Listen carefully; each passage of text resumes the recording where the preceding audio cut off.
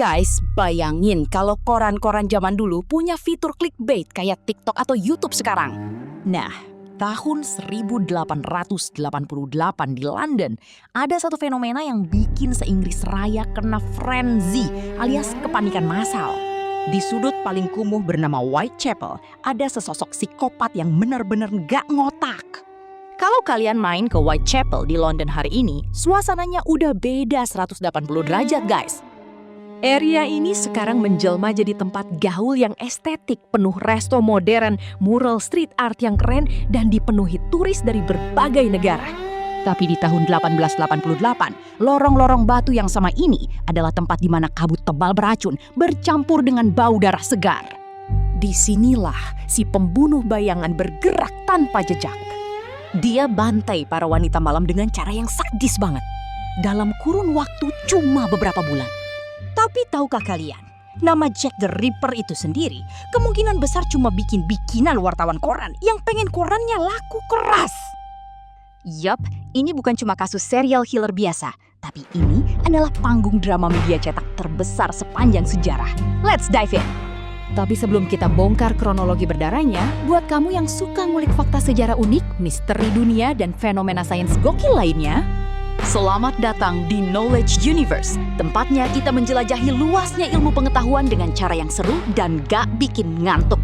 Jadi, pastikan kamu udah klik tombol subscribe biar gak ketinggalan pembahasan menarik lainnya. Nah sekarang, mari kita masuk ke lokasi kejadian pertama. Oke, sebelum kita bahas korban-korbannya, kalian kudu bayangin dulu setting tempatnya. London era 1888 itu beda jauh sama London yang estetik sekarang. Whitechapel waktu itu adalah slum area, alias pemukiman super duper kumuh. Orang miskin, imigran, sampai pengangguran pada numpuk di situ.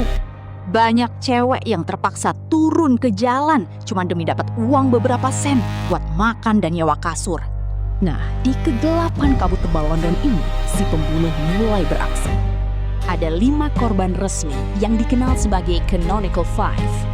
Pertama, Marianne Nichols, 31 Agustus 1888.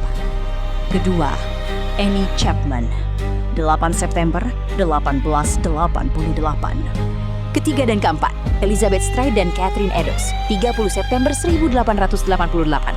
Ini dikenal sebagai double event, alias pembunuhan ganda dalam semalam. Dan kelima, Mary Jane Kelly, 9 November 1888.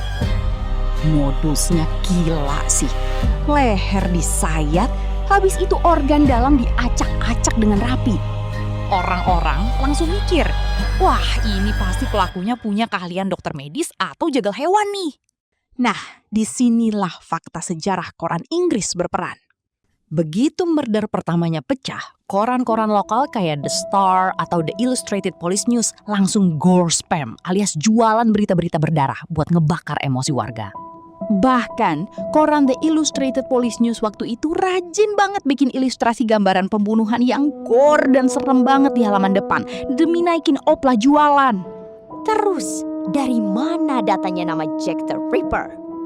Pada September 1888, lembaga pers dapat surat bertinta merah yang judulnya Dear Boss. Di surat itu, si pengirim ngaku-ngaku ngetawain polisi dan menandatangani namanya pakai sebutan Jack the Ripper.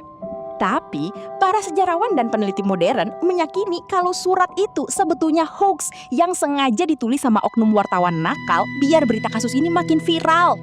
Biar koran mereka makin laku keras. Gila kan? Taktik media tahun 1888 udah segokil itu. Gara-gara pers goreng berita ini habis-habisan, polisi Scotland Yard dibuat pusing 7 keliling. Ribuan wawancara dilakukan, lebih dari 300 orang dicurigai. Siapa aja sih tersangka yang sering disebut-sebut? Pertama, Aaron Kosminski, tukang cukur asal Polandia yang dikait-kaitkan sama isu DNA modern, tapi datanya masih simpang siur. Kedua, Montague John Druitt, pengacara kaya yang mendadak bunuh diri nggak lama pas pembunuhan terakhir tuntas. Koran zaman dulu sempat nge-hype nama dia. Ketiga, Dr. Francis Tumblety, dokter gadungan asal Amerika Serikat yang punya hobi aneh ngoleksi organ tubuh manusia. Bahkan ada teori liar yang bilang kalau pelakunya adalah Pangeran Albert Victor, bangsawan kerajaan Inggris. Tapi teori ini kebanyakan cuma cocok jadi bahan gosip koran ketimbang fakta. Anehnya, habis pembunuhan sadis Mary Jane Kelly di bulan November 1888, teror ini mendadak stop gitu aja. Gak ada pembunuhan lagi. Pelakunya kemana? Mati? Pindah negara?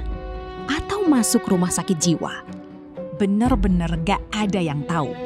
Jack the Ripper emang gak pernah tertangkap, tapi efek dari kasus ini berhasil mengubah dunia pers, hukum forensik, dan jurnalisme kriminal buat selamanya. Jadi gimana menurut kalian guys? Apakah Jack the Ripper itu beneran satu orang psikopat?